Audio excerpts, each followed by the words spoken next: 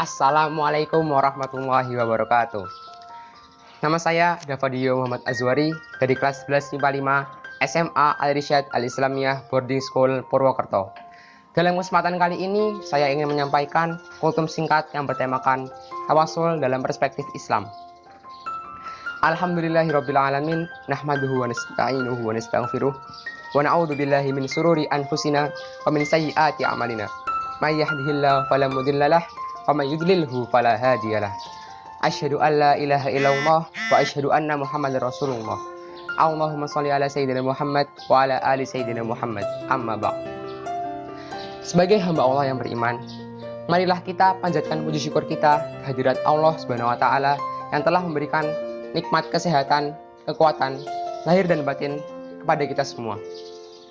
Di mana saya dapat menyampaikan kultum singkat ini dalam rangka menghambakan diri kepada Allah Subhanahu wa taala. Shalawat dan salam tidak lupa kita junjungkan kepada Nabi kita, Nabi Muhammad SAW, yang telah membawakan Islam dari zaman jahiliyah hingga zaman yang modern pada saat ini, yang dimana perkembangan teknologi dan ilmu pengetahuan telah berkembang yang dapat kita rasakan pada masa kini. Semoga kita termasuk hamba Allah yang taat, yang berhak mendapatkan syafaatnya di yaumil akhir kelak. Oke, jadi kita bahas tawasul ya. Tawasul dalam perspektif Islam. Sebelum itu kita mulai pendahuluan dulu. Tawasul. Tawasul merupakan fenomena yang sering diperdebatkan oleh ulama Saudi Arabia. Pendapat mereka terhadap tawasul terhadap Nabi Muhammad SAW setelah wafat adalah perbuatan yang syirik. Hal ini bertentangan oleh pendapat mayoritas para ulama dan ulama 4 mazhab, yang dimana berpendapat diperbolehkannya tawasul terhadap Nabi Muhammad SAW setelah wafat. Oleh sebab itu, di sini saya ingin menyampaikan tawasul yang benar menurut pendapat mayoritas ulama, agar tidak menimbulkan dugaan dan prasangka dalam praktek tawasul yang telah dilakukan oleh sebagian umat muslim selama ini. Oke guys, stay tune ya. Jadi, kita kembali lagi. Tawasul. Tawasul merupakan metode kita untuk mendekatkan diri kepada Allah Ta'ala, yang dimana dalam tawasul itu terdapat wasilah. Wasilah adalah perantara yang kita lakukan. Ada 2 wasilah yang dapat kita lakukan untuk mendekatkan diri kita kepada Allah Subhanahu wa taala. Yang pertama adalah kebajikan yang kita lakukan untuk kita sendiri ataupun untuk orang lain. Contohnya kita dapat melakukan sholat, puasa, zakat, haji, dan lain sebagainya. Dan yang kedua adalah doa, kita meminta doa terhadap orang-orang yang soleh, seperti Nabi Muhammad SAW. Oke, jadi itu ya guys yang artinya tawasul. Dimana para ahli tarikh menjadikan tawasul sebagai salah satu metode untuk kita umat muslim dapat dengan mudahnya mendekatkan diri kita kepada Allah Subhanahu wa taala. Tawasul juga merupakan masalah yang kontroversial yang sering diperdebatkan oleh ulama klasik dengan cendekiawan muslim modern pada masa kini. Sebenarnya tawasul juga bukanlah produk baru dalam Islam, melainkan tawasul tersebut amalan yang telah dilakukan sejak lama sebelum Islam muncul ke permukaan. Jadi, sebenarnya tawasul sendiri juga banyak yang memuat di ayat dan hadis yang menjelaskan tentang tawasul itu sendiri. Hanya saja, para ulama belum mampu menganalisis konsekuensi dari tawasul itu sendiri, di mana kita dapat mengambil kesimpulan bahwa belum mengenai target orang tepat, dan juga kita belum mampu memahami makna tawasul yang sebenarnya.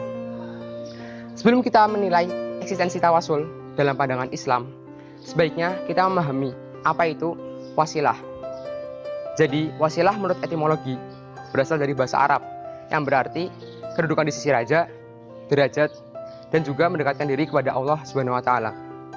Para ulama syariat juga berpendapat sama halnya dengan pandangan yang diutarakan oleh ulama lughah, ulama bahasa Arab, di mana para kedua ulama tersebut tidak bertentangan terhadap memberi pemahaman tentang wasilah. Dan juga hakikatnya seorang muslim hidup di dunia ini untuk mendekatkan diri kepada Allah Subhanahu wa taala dan mengharapkan ridhonya untuk mendapatkan pahala yang sebesar-besarnya. Dengan rahmat Allah, kita dapat mendekatkan diri kita kepada Allah Subhanahu wa taala melalui berbagai macam ibadah yang telah diajarkan oleh baginda Rasulullah SAW melalui sunnah-sunnahnya seperti sholat, puasa, zakat, haji, dan lain sebagainya. Dalam Al-Quran pun dijelaskan untuk umat muslim untuk selalu berwasilah dan mendekatkan diri kita kepada Allah Subhanahu wa taala. di mana dijelaskan dalam surat Al-Maidah ayat 35 yang berbunyi, Ya ayyuhalladzina amanu taqullaha wabtaghu ilaihil wasilata wajahidu fi sabilihi la'allakum tuflihun. Yang dimana artinya, wahai orang-orang yang beriman, bertakwalah kalian kepada Allah dan carilah jalan untuk mendekatkan diri kepadanya, dan berjuanglah di jalannya supaya kamu termasuk orang-orang yang beruntung. Surat Al-Maidah ayat 35. Kurang lebih artinya seperti itu. Dari ayat yang telah saya bacakan, kita dapat mengambil kesimpulan adalah tawasul bagi kedudukan umat muslim. Wasilah merupakan salah satu hal yang penting untuk mendekatkan diri kita kepada Allah Subhanahu wa taala. Wasilah juga salah satu wadah untuk kita dapat mendekatkan diri kita kepada Allah Subhanahu wa taala. Jalan untuk mendekatkan diri atau yang bisa dibilang wasilah.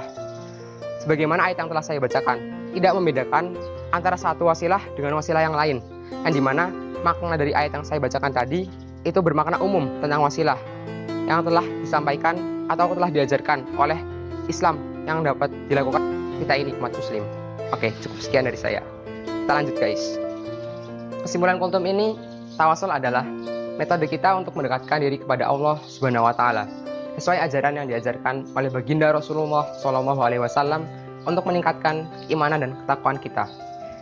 Khususnya sebagai para remaja muslim, sebagai generasi milenial yang berhadapan langsung dengan teknologi canggih, apalagi sekarang dalam pembelajaran online ataupun pembelajaran daring yang harus menggunakan gadget, laptop, ataupun komputer setiap harinya.